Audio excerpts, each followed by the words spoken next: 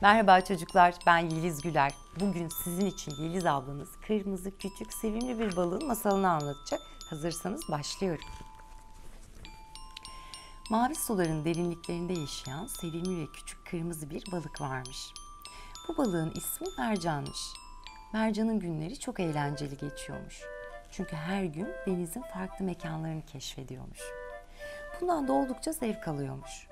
Zaman ilerledikçe denizde keşfetmediği yer kalmadığı için mercanın canı çok sıkılmaya başlamış. Çünkü artık deniz onun ilgisini çekmiyormuş.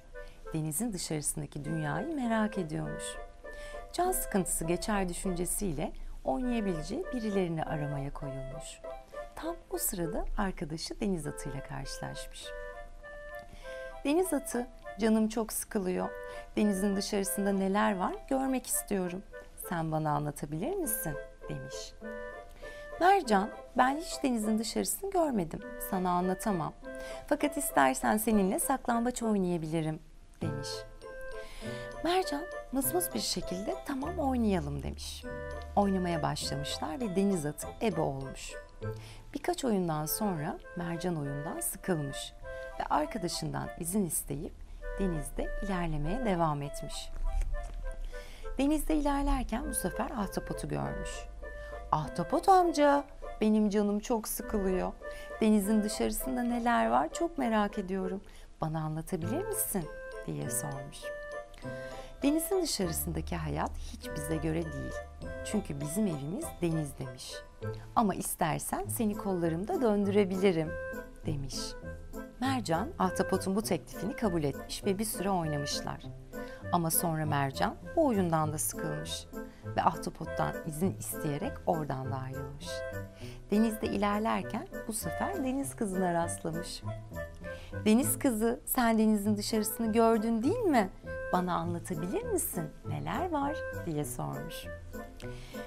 Ağaçlar, bulutlar, insanlar, gökyüzü ve bir sürü canlı var. Ama senin orada yaşaman mümkün değil ki. Neden bu kadar merak ediyorsun? Diye sormuş. Mercan üzüntülü bir şekilde teşekkürler deniz kızı demiş ve oradan ayrılmış. Daha sonra en iyi bilgiyi bilge köpek balığından alırım diye düşünmüş ve onun yanına gelmiş. Bilge köpek balığı, benim canım çok sıkılıyor. Denizin dışarısına çıkmak ve orada neler var görmek istiyorum demiş. Köpek balığı ise, bak Mercan, merak etmen güzel. Fakat senin denizin dışarısında yaşaman mümkün değil.